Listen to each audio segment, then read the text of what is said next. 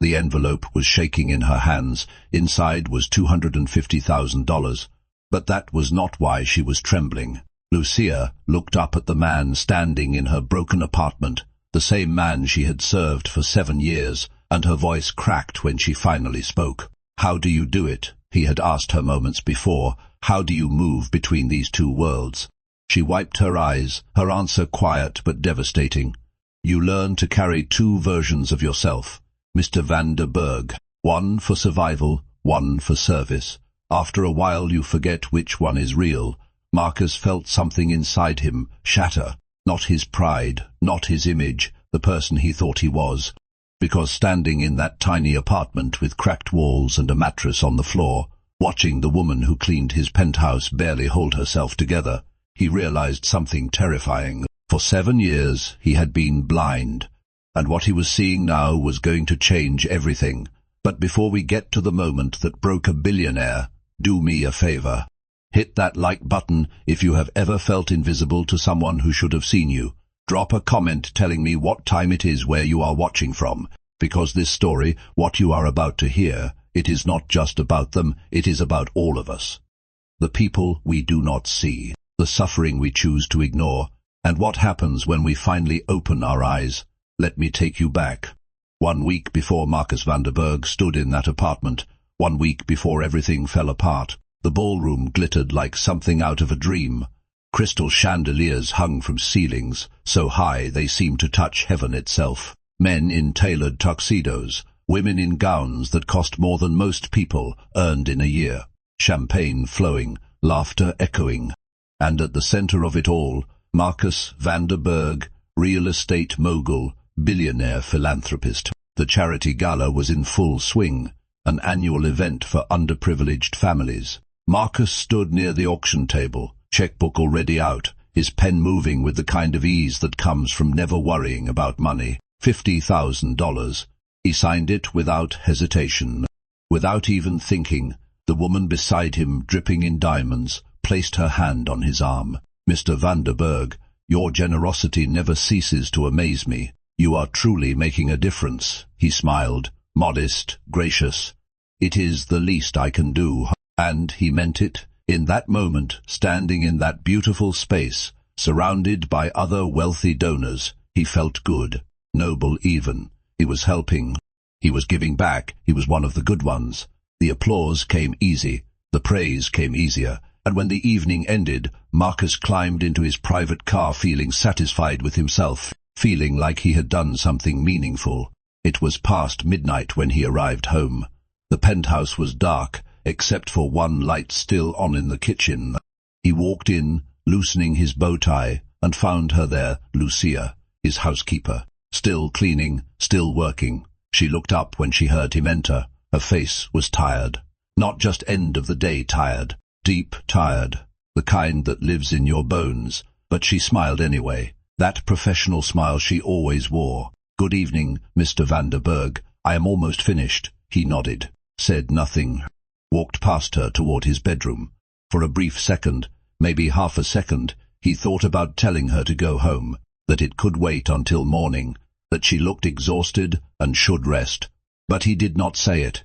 He just went to bed, in his comfortable room, on his expensive mattress, between sheets that cost more than most people spent on furniture.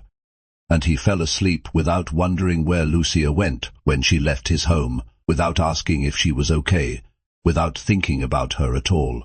But the next morning, something was different. Marcus woke up and could not stop thinking about it. The disconnect, the jarring, uncomfortable disconnect. He had written a check for $50,000 to strangers, smiled for photos, accepted praise for his generosity, and then come home to a woman who served him every single day, paid her poverty wages, and never once asked about her life. The thought sat heavy in his chest, would not leave, followed him through breakfast, through his morning meetings, through every phone call and every email. Finally, he did something he had never done before. He called his assistant. "Tell me," he said, "how much do we pay Lucia Martinez?" There was a pause. "Your housekeeper, sir." "Yes." Another pause. The sound of keyboard clicking. 32,000 annually, sir. The number hit him like cold water. 32,000. In a city where rent alone could eat half of that. Where was she living? How was she surviving? "Send me her file," he said quietly. 20 minutes later, it arrived in his email. He opened it, read through information he should have known years ago. Lucia Martinez, age 41, hired 7 years ago. Address listed in a neighborhood he recognized, a neighborhood in a part of the city where his company bought properties, renovated them, tripled the rent. Emergency contact, daughter Isabella Martinez, age 12. He stared at that line, daughter, 7 years, and he never knew she had a daughter. He scrolled further, medical emergency contact information, hospital, name, insurance, status, partial coverage. His hand hovered over the mouse. Something told him to stop, to close the file, to go back to not knowing, but he could not. He kept digging, made a phone call to HR, asked questions he should have asked a long time ago. What he learned made him feel sick. Lucia's daughter. Cancer, diagnosed 8 months ago. Experimental treatment not covered by insurance. Medical bills in the hundreds of thousands. And Lucia working for him for $32,000 a year, trying to keep her daughter alive. Marcus closed his laptop, Saturday in silence. The walls of his office suddenly felt suffocating. All the awards on the shelves, all the framed photos of him shaking hands with politicians and celebrities, all the proof of his success, and he could not breathe. He was not generous, he was performing generosity, writing checks at galas, while the woman who served him breakfast was drowning in medical debt. That night, he made a decision. He was going to see where she lived. He needed to see it, needed to understand what he had been ignoring. The next morning, Saturday, he told his driver to take him to the address on file. The drive took 40 minutes. With every mile, the buildings changed. Glass towers became old apartments. Clean streets became cracked pavement. Trees and parks became chain-link fences and graffiti. When the car stopped, Marcus looked out the window at a building that seemed to lean slightly to one side, paint peeling, steps broken, a place that looked like it was barely holding on. He stepped out. His Italian leather shoes touched ground scattered with litter and forgotten dreams. A few people on the street looked at him, at his expensive suit, at the black sedan, and their eyes said what their mouths did not. "You do not belong here." They were right, he did not. But he walked toward the building anyway, climbed the stairs, found apartment 207, and knocked. The door opened slowly, and there she was, Lucia, but not the version he knew. Not the composed professional woman who showed up at his penthouse before dawn. This was Lucia, in her own space, in worn clothes, with her guard not yet up. Her eyes went wide. Shock, confusion, fear. "Mr. Vanderberg," she whispered, her hand instinctively going to smooth down her faded dress, trying to make herself more presentable, trying to hide what could not be hidden. He swallowed hard. "Lucia, may I come in?" It was not really a question, they both knew that. When your employer shows up at your door, you do not say no, even if you want to, even if the humiliation is crushing you. She stepped aside, silent, small, making herself invisible even in her own home. Marcus walked in, and the air left his lungs. The apartment was not small, it was tiny. One room. One single room, serving as bedroom, living room, and kitchen all at once. A mattress on the floor in the corner, no bed frame. A blanket so thin he could see through parts of it. A hot plate sitting on a counter that wobbled. One pot, one pan, one plate, one cup, one fork, one of everything, like she existed in singular form. Like abundance was a concept that belonged to other people's lives. Not hers, never hers. The walls were cracked, paint peeling in strips, a single window covered with a sheet instead of curtains. The bathroom door hung slightly open, revealing tiles so old they had lost their original color. And the smell, not bad, just old, tired. Like the building itself had given up. Pause for just a second. If this story is hitting you differently than you expected, go ahead and subscribe, because we are just getting to the part that changes everything. And tell me in the comments, have you ever worked for someone who did not see your struggle, or have you been the person who did not see? No judgment, just truth. Marcus stood in the center of the room, and his presence filled the entire space. made it feel even smaller, made her seem even more diminished. Lucia closed the door softly behind him, that same gentle carefulness she used when cleaning his home, never making noise, never disturbing his peace. He understood now. Her quietness was not just professionalism, it was survival. It was the art of making yourself small enough to fit into spaces that were never meant for you. The silence between them grew thick, heavy, pressing against his chest until breathing felt like effort. He remembered something. Last month he had complained because she forgot to buy the specific brand of coffee he preferred. He had sighed, showed his annoyance, made her apologize, over coffee, over a brand of coffee, while she was living like this.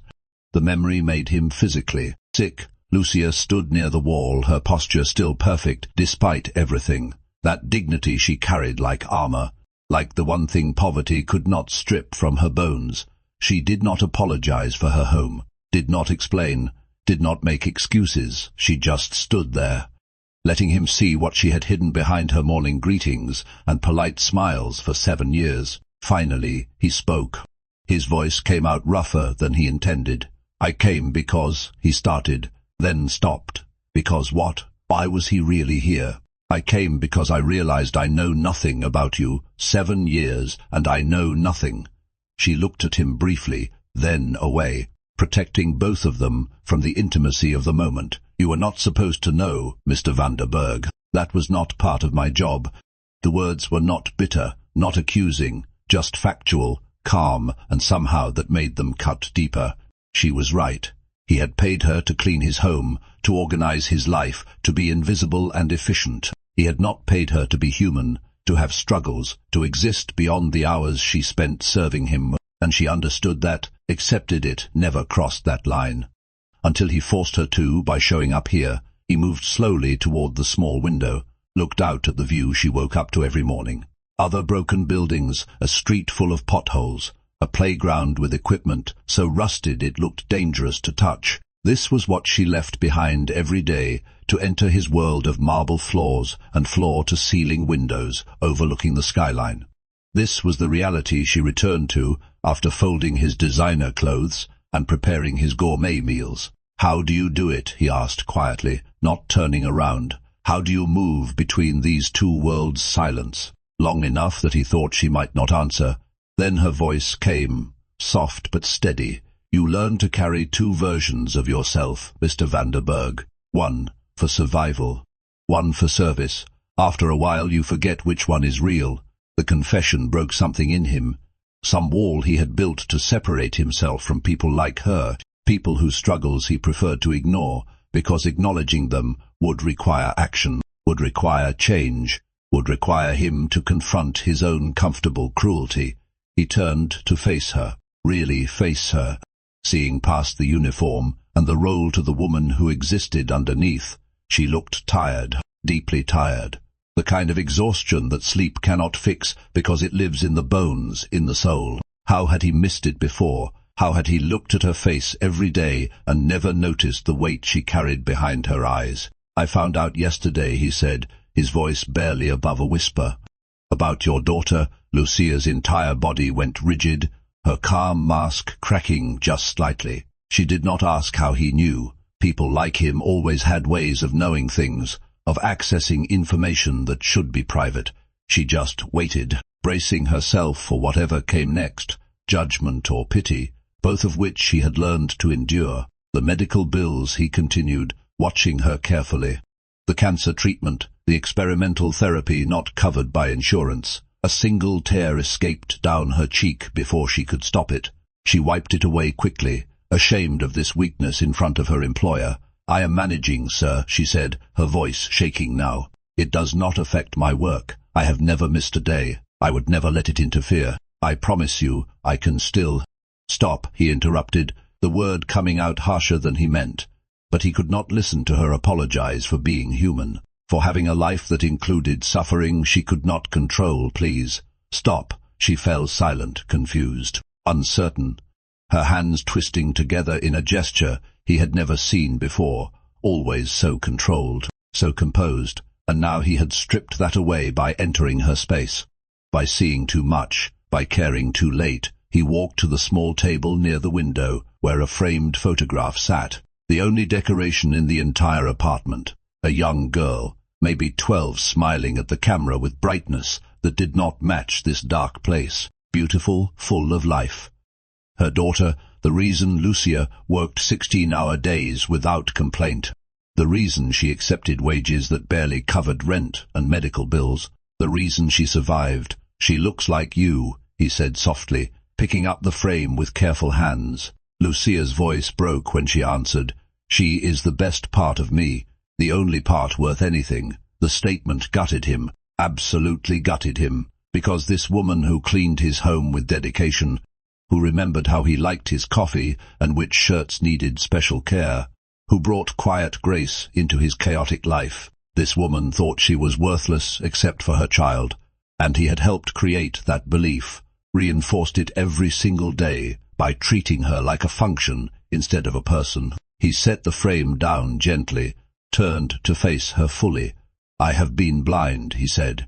The admission felt inadequate but necessary, worse than blind. "I have been deliberately not seeing." Lucia shook her head slightly, uncomfortable with this confession, with this shift in their dynamic that she never asked for and did not want. "You do not owe me anything beyond my salary, Mr. Vanderberg. I knew what I was accepting when I took this position." "That does not make it right," he argued, frustration bleeding into his voice, though not at her, never at her. "That does not make any of this acceptable." She looked at him with an expression he could not quite read, something between hope and fear, between wanting to believe him and knowing better than to trust promises from people who held all the power. He had seen that look before.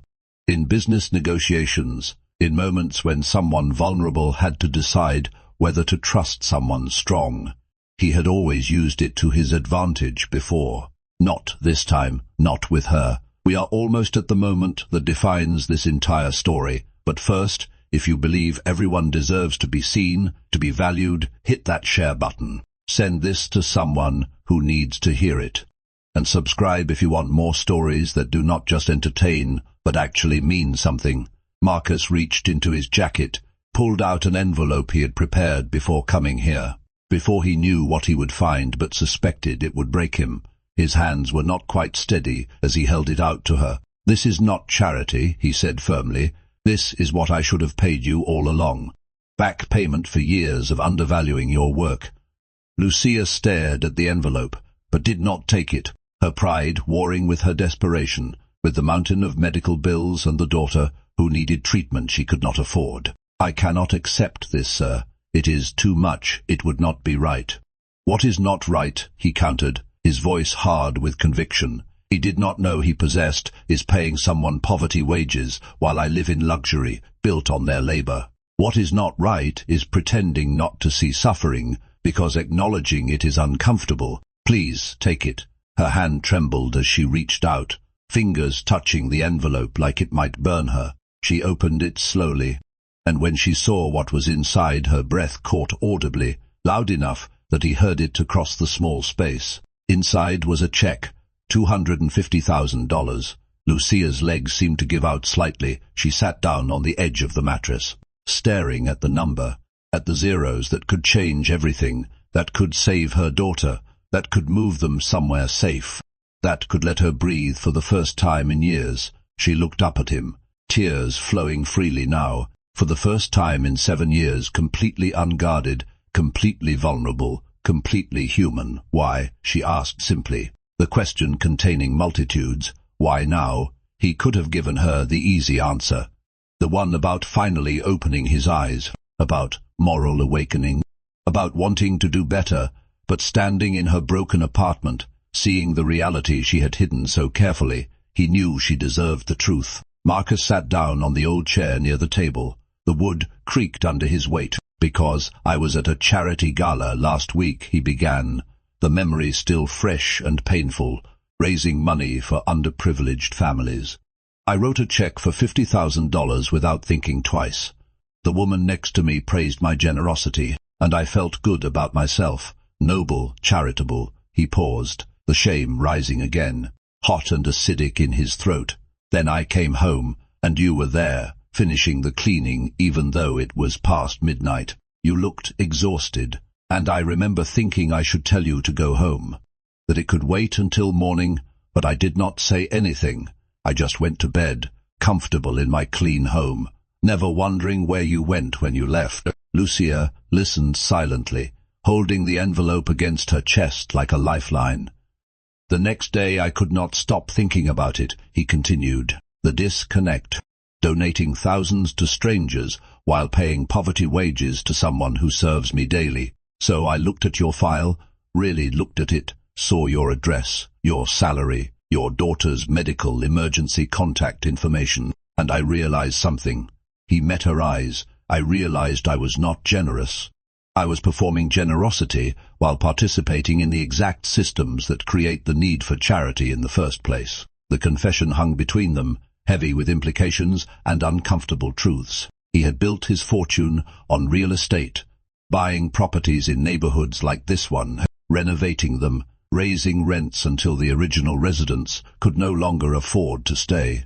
Lucia probably knew people displaced by his business model, families forced to move further away, to smaller spaces, to worse conditions. He was not her savior. He was part of her problem. I do not expect forgiveness, he said quietly. I do not expect this to make us equal or make anything right.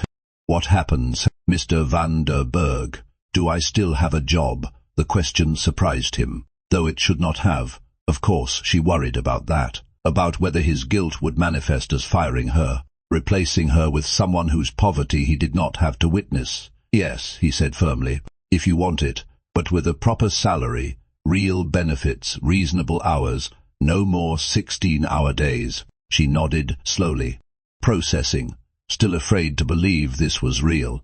That one visit could change years of struggle. And if I do not want it, she asked. The question revealed her courage, the strength it took to even suggest walking away from income she desperately needed. He respected it more than she could know. Then I help you find something better, he answered, with a reference that opens doors. And the same financial support. Your choice, your power. For the first time since he arrived, Lucia smiled, small and uncertain but real.